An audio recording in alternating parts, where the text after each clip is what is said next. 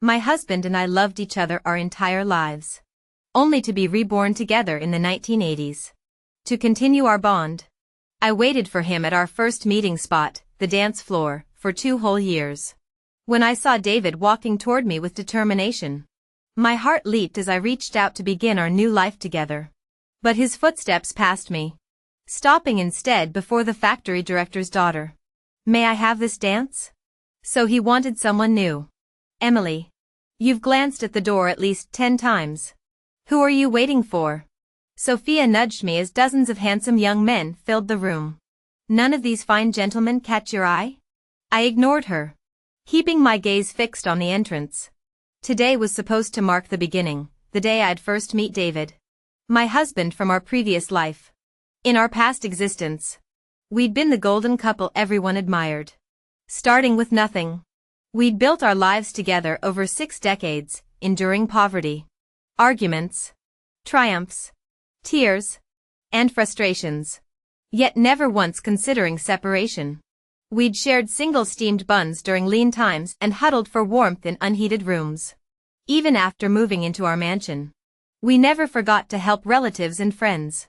Our storybook marriage became legend. On my deathbed, I'd asked David, "If we could relive it all, would you still ask me to dance that first night?" His answering kiss had been my final joyful memory. That's why in this new life, I refused every suitor, no matter how accomplished or handsome. I'd wait for David. I'd be his wife again. I skipped every factory mixer, telling my exasperated parents, "My soulmate will arrive at this plant next year." They thought I'd lost my mind. I waited year after year.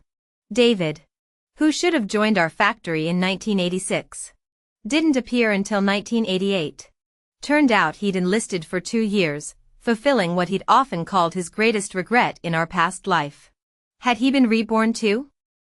When I learned David would attend tonight's singles dance, I rushed to sign up first. Though 2 years late, I wore the same red polka dot dress from our original meeting, styling my hair in fresh curls, rejecting every dance request. I sat waiting, eyes glued to the door. "That's the new technician," Sophia whispered as murmurs rippled through the crowd. "Just discharged from the army. Military men have such presence, don't they?" The familiar figure entered. Time slowed as I recognized the cropped hair and angular jawline I'd traced countless times. His gaze swept the room, pausing when our eyes met. That shy smile, the one with the endearing crooked canine, flashed briefly before he began pushing through the crowd. 24-year-old David still made my heart race. I steadied my breathing, arm lifting instinctively as he approached, only to freeze midair when he walked past me toward Sophia. "May I have this dance, miss?" Sophia flushed crimson as coworkers catcalled. "Don't crush the new guy's confidence, Sophia. Just humor him." Reluctantly, she placed her hand in his. The room erupted in cheers as they glided onto the floor. I sat motionless, the pounding music fading into numb silence. David Miller didn't even glance in my direction, striding purposefully toward Sophia. Had he wanted to invite Sophia all along? I fled the scene in panic as rain poured from the sky.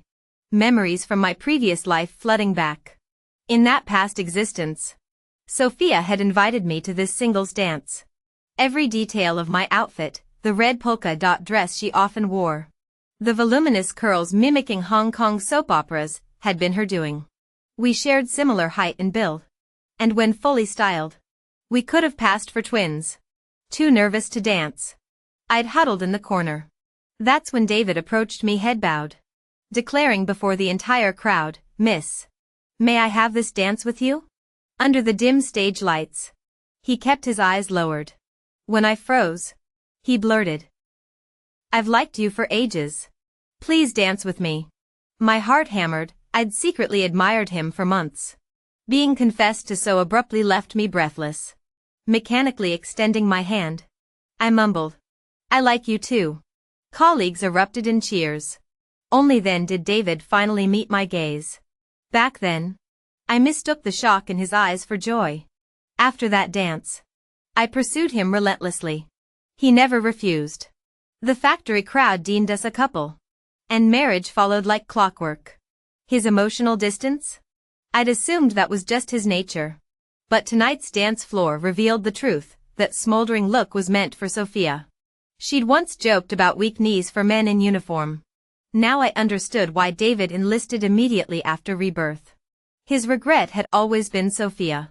We shared the same second chance. But different targets. Drenched and feverish, I endured days of parental worry. Upon recovery, I announced calmly, "Mom, Dad, I'm ready to meet suitors." This timeline's David bewildered me. The cautious man I'd known now stationed his desk conspicuously near Sophia's, broadcasting his crush to the whole factory. Where he'd once avoided even casual proximity with me, people talk when coworkers get close. He now endured multiple supervisor warnings without tempering his pursuit. Sophia, my closest friend, constantly vented, "Ugh. David's like chewing gum on my shoe, everywhere I turn." You don't like him? You accept his gifts and movie invites. Accepting doesn't mean commitment. Half the factory boys shower me with presents. Her admirers outshone David's modest appeal. Even after his military service. When she distributed his imported chocolates to coworkers, I stared at my piece with aching recognition. During my pregnancy craving years ago, he'd denied me a single candy bar. Every penny counts for the business and the baby. Now Sophia received boxes upon boxes, more than she could ever eat. The contrast between loved and tolerated had always existed. My rose-colored glasses simply refused to see. At my workstation, a hypoglycemic spell made me reach for Sophia's shared chocolate. "What are you doing?" David's first words to me in this life came with violence. He slapped the treat from my hand. "Those are Sophia's. Where'd you steal them?" Hearing his words, my heart sank. He actually defined my actions as stealing. "Hey. I gave this to Emily willingly." Sophia stepped forward protectively, making David awkwardly chuckle. "My mistake then. Sophia. That chocolate cost half my salary. You should keep it for yourself. I'll give it to whoever I want. None of your business. Come on, Emily, let's grab lunch." When David said stealing, he looked at me like I was a stranger. It never crossed his mind I might also be reborn. We'd spent 60 years together building a business, raising a family. Surely there was some bond beyond romance. Yet his icy tone dripped with resentment, as if my mere existence contaminated him. Even gifts he'd given others were suddenly off limits. "Since when are you and David an item?" Sophia piled food into my bowl while sighing. "His background's terrible. The only decent thing about him is his military service. I'm still deciding." Yet within 2 months, rumors spread through the factory about David and Sophia dating. Many whispered he pursued the plant manager's daughter to climb the social ladder, a gold digger aiming for instant success. To prove his sincerity, David tattooed Sophia's face on his forearm. I remembered how our son had once tattooed our family photo, only to endure David's mockery. Now here he was using the same tactic to woo Sophia. Her parents despised David's grand gesture, especially with the gold digger rumors circulating. They demanded an immediate breakup. But forbidden love only burned brighter. David vowed to silence critics by buying Sophia the city's first privately owned apartment next month, a bold claim for someone broke. Listening to the gossip, I froze. Where would a poor man get that money by next month? Suddenly it hit me. Next month hosted the nation's first bridal gown design competition. Last lifetime, I'd casually entered and won the gold medal. An industry insider bought my design sketches for 50,000 yuan, a fortune in the 80s. That seed money later launched David's and my business empire. My mind raced. Last time I'd only submitted sketches. If I actually created the gown this time. I worked feverishly for weeks. Arriving at the competition, I heard gasps of awe. Whose masterpiece is this? This belongs on the global stage. We underestimated David. This craftsmanship is divine. Following the crowd's gaze, I saw it, a wedding dress identical to my past life creation. The intricate beadwork, lace patterns, gem placements, all replicated. The only difference? The submission form bore David's name. I'd forgotten, in our previous life. He'd studied that award-winning design hundreds of times, using it for corporate promotions. Our eyes met across the room. I had no intention of confronting him, but his smirk dared me to try. Addressing the crowd, he declared, "This competition values authenticity. Anyone just submitting sketches shouldn't waste our time." My piece took a month of blood, sweat and stitches, he boasted, gambling that I'd repeat my sketch-only submission like before. Spectators praised his dedication while other sketch-only entrants hung their heads. My mother, helping backstage, paled at David's display. "Honey, why does his work look exactly like yours?" Her words carried across the murmuring crowd, straight to David's smug face. The room fell silent for a moment. David pounced like he'd caught a smoking gun. "Emily, we're from the same factory. You didn't peek at my designs during work hours, did you?" His voice dripped with mock concern. A plagiarism scandal in the competition's first year? How original. He'd rehearsed this ambush. Rapid-firing accusations while my mother angrily unzipped the garment bag. "This is my daughter's work, a month of late nights. Who'd steal from you?" she snapped. My dress, hastily finished that morning, still had basting stitches visible and loose threads dangling. The evidence of my supposed theft spread through the crowd like wildfire. Whispers crescendoed into jeers. Even Sophia beside David watched me like I'd pocketed the silverware. If not for my decades of lived experience, I might have bolted.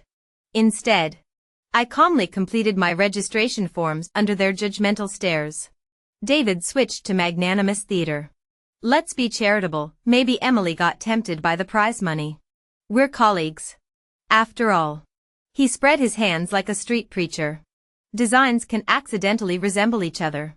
I'll assume no ill intent." The crowd ate up his martyr act. "For fairness," he concluded, "since your half-finished piece matches mine, you should withdraw. Spare yourself the humiliation." I laughed. "David, I never said this was my competition entry." "Liar," someone shouted. "No one finishes a full bridal set in a month." Ignoring them, I requested 5 mannequins from the judges. At my station, Mom and I unpacked garment bags, 10 in total. The crowd snickered. "Quantity over quality?" a heckler called. Then the first gown went on display. Silence. Then the second. By the 5th timeless silhouette, each an award caliber design decades ahead of its time, the room forgot how to breathe. Judges lingered at my station, probing my creative process. I'd already known my victory when the whispers died. But the announcement still stung. First place goes to David's ornate gown. Sophia's clique muttered consolations. Her dad's a sponsor. One designer shrugged. David smirked. Trophy in hand. Plagiarists can't win with bulk submissions. Then came the avalanche. Second place, Emily. Third, Emily. Fourth through 6th, Emily. The head judge addressed the elephant in the room. Mature craftsmanship with a distinctive voice. These pieces show echoes of the winner's work, yet surpass it in sophistication. If anything, they're almost too minimalist for current bridal trends. The unspoken truth hung heavy, beaded appliques can be glued on by any tailor. But foundational design? That's genius. The crowd's silence said everything. David Miller's icy composure finally cracked.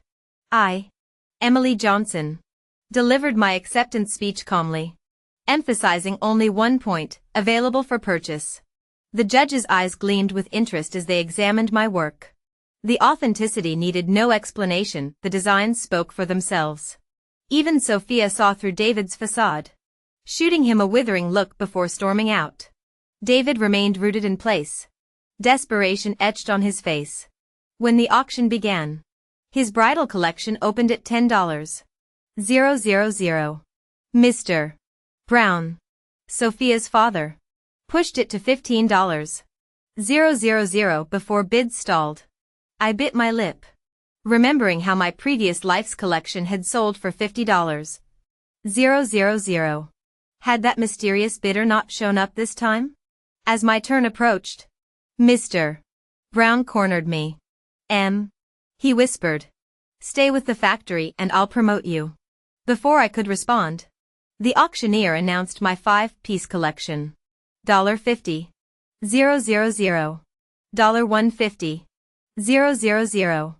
$200. 000. Bidding paddles flashed like wildfire. Each offer dwarfing David's pathetic $15. 000. My pulse raced as the numbers climbed. Jacob's voice cut through the frenzied $500.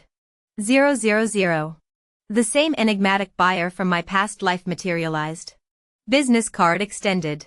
M.S. Johnson. Jacob addressed me while factory executives sputtered protests. These designs deserve global recognition. The room gasped at his astronomical offer, equivalent to developing entire housing complexes in 1988. When the gavel fell, my collection belonged to Jacob. Overnight, I became industry royalty. Headhunters swarmed our factory. Universities offered guest lectureships. And Jacob's dinner invitations arrived with charming persistence. We discussed textile innovations and design philosophies. His respectful demeanor steadily winning my trust. Meanwhile, David's humiliation deepened. Sophia demanded he surrender his unsold designs to the factory, slapping him publicly when he dared request $5,000 compensation. Their relationship unraveled as Sophia began accepting gifts from other suitors, even inquiring about Jacob through me. David's paranoid surveillance backfired spectacularly when Sophia snapped, "Stop stalking me and deliver that apartment you promised." The cruel irony? I'd already purchased the villa he'd pledged, gifting it to my parents. My professional star kept rising while David's crumbled, the Miller family's reputation tarnished. His technical expertise overshadowed by my creative genius. Every industry journal featured my name. Every fashion house sought my consultation. Jacob's persistent courtship became the talk of design circles, though his true intentions remained as intriguingly opaque as his bidding strategies. Sophia's father, terrified I might leave the job, gave me a promotion and raise to keep me. Sophia and I had always been best friends, and she knew my value to the company, fiercely criticizing David to my face. My days at work became smoother than ever. In my past life, I'd let David take credit for my achievements. This time, what's mine stays mine. After work, David actually approached to apologize. I ignored him and kept walking. The childhood nickname only my closest family used made me turn instinctively. My eyes met David's across the parking lot. "Emily, you've been reborn too." I neither confirmed nor denied, staring him down before resuming my walk. David grabbed my arm. "Emily, what's your problem now?" I shook him off violently. "Back off. You have a girlfriend." He blinked, then declared, "Let's settle this once and for all. We've got nothing to discuss." I marched toward my car. "Emily, I endured you for decades. I won't do it again." He screamed that I'd ruined his happiness, stolen his love last lifetime and his achievements this time, calling me a scheming opportunist. I laughed bitterly. "If you never loved me, why stay? We were married 60 years. I asked on my deathbed if you'd choose me again." David's face twisted. "Could I leave? Sophia's dad owned the company. Leaving you meant losing my job. Then our startup. Then our family. You chained us together with social expectations." Spittle flew as he shouted, "You invented this fairy tale romance while I suffocated. Now you block me from Sophia." The man I'd shared 6 decades with now hurled venomous truths. Strangely, his words faded as I realized he'd never actually said "I love you." Youthful evasions became middle-aged deflections, then elderly dismissals, as he raged about his imagined sufferings, our children, shared triumphs, and my sacrifices evaporated from his memory. "You selfish, delusional, finished?" I cut in coldly. "We're done. Don't contact me again." Walking away, I finally understood loving this man had been my greatest tragedy. From today, I'd love only myself. "Emily, come back." His fading shouts couldn't touch me anymore. I immersed myself in work, occasionally dining with Sophia. Months later, She mentioned casually over margaritas, David keeps borrowing money. Should I lend more? My fork clattered. Her friends gasped. He's hitting up his new girlfriend for cash? No parents to ask? I suddenly remembered last lifetime. I'd constantly funded his projects as the better designer. What began as loans became entitlements. The patterns repeat. But this time, I'm breaking the cycle. Between lovers. What's yours is mine, it all becomes a messy ledger in the end. Sophia flushed with embarrassment. His parents were hospitalized and needed money. Just 2,000. Just? That's 2,000. My entire year's wages. Must be nice being a rich girl. Her friend scoffed, making Sophia squirm. I'm definitely not lending it to him now. I nudged Sophia. What illness do David's parents have? No one at the factories heard about it. If they were truly sick, the union would have given subsidies. She frowned. Sure enough. The next day Sophia confronted David openly on the factory floor. Emily. His parents aren't sick at all. He secretly dumped the money into some stock market thing. Do you even know what stocks are? David and I were nearing retirement when he suddenly got stock obsessed. This was 1989, trading floors still used hand signals. What made him think he could win? The stock market isn't for amateurs. I warned. Sophia grew paler as I explained margin calls and crashes. David rushed over to placate her. I'm doing this for us. Your father won't approve our marriage. He confiscated my patent earnings. You promised me a house. This is the fastest way. Give me your stock certificates. Bewildered, David handed them over. Sophia shredded the papers violently. Are you insane? David roared. In this pre-digital age, those physical certificates were his only proof of ownership. Gambling with our future. Sophia screamed, scattering confetti like scraps. The slap echoed. Sophia gaped at him. We're through. Wait, Sophia. I didn't mean. She fled in tears. David knelt gathering fragments. Then wheeled on me. Enjoy the show? I hummed non-committally. He advanced, inkpot in hand. I said, did you enjoy it? Black liquid arced toward my design blueprints, a week's work due tomorrow. I blocked most. But droplets speckled the margins. Crazy bastard. Did you poison her against me? My palm cracked across his face. Try ruining these. And you're fired by sunrise. The ink trembled mid-air. You'll pay for this. Emily. Next morning. I inexplicably overslept till afternoon. The crucial meeting had been scheduled for 9 a.m. I sprinted toward the manager's office. Stockings snagging on factory grates. I found David there too. The factory manager was staring at me with this weird look. And I couldn't figure out what David had told him. Nervously handing over my designs. I watched his face darken as he flipped through the pages. Suddenly, he threw my portfolio back at me. Emily. This company's treated you well. Is this what you give me? Do you realize our factory might have gone under today if David hadn't saved the day with his designs? I grabbed the papers, only to find my original illustrations replaced with random sketches. Sir, I told you she plagiarized me. All her previous work was stolen. David chimed in, fanning the flames. It hit me then David hadn't been lingering around the factory last night to chase Sophia. He'd been plotting revenge. When I saw the designs he submitted, my blood boiled. Those were clearly my all-night creations he'd stolen. And he'd somehow made me miss the morning meeting too. These are mine. Sir. See? Knew she'd say that. David smirked. The manager looked at me with crushing disappointment. Emily. I believed in your talent. Why throw it away? My tardiness had already jeopardized the deal. And David's heroics became undeniable. Even with Sophia vouching for me later. The damage was done. Confess now. Confess what? Did you steal company funds? My mind went blank. Before I could respond, David produced an envelope from my desk, this month's payroll. You were the only one working late. Who else could have taken it? He slammed the cash on the table. As police arrived, David's smug grin told me everything. though no money was actually missing. The manager demoted me. Facing such incompetence, I resigned on the spot. Emily, I'm not forcing you out. The manager tried. Sir, I can handle anything she did. David interrupted. Remember I won this year's design competition?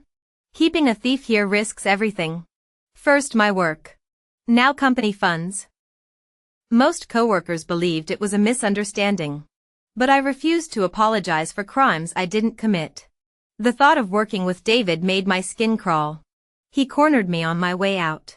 That non-compete clause? 5 years in fashion design, break it and I'll sue you into oblivion. I'd been blind to stay with him so long in my past life. The day I left, Jacob showed up at my door. When I explained my career ban, he grinned. Who said anything about clothing? Let's start a magazine. Showcase the future trendsetter of fashion media.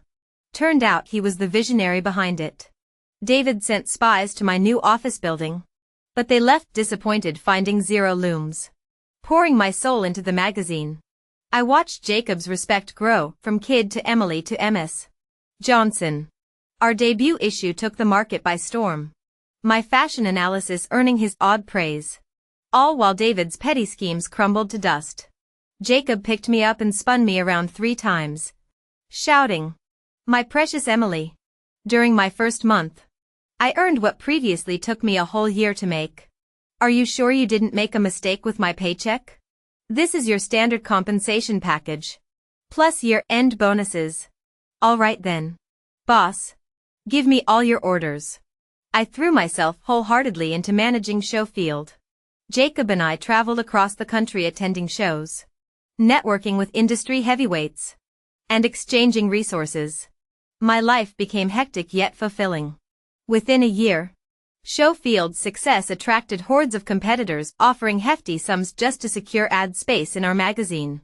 David approached me too, dredging up past history while begging to feature his designs. I stared at him like he'd lost his mind. We could partner up and split the profits. He pleaded.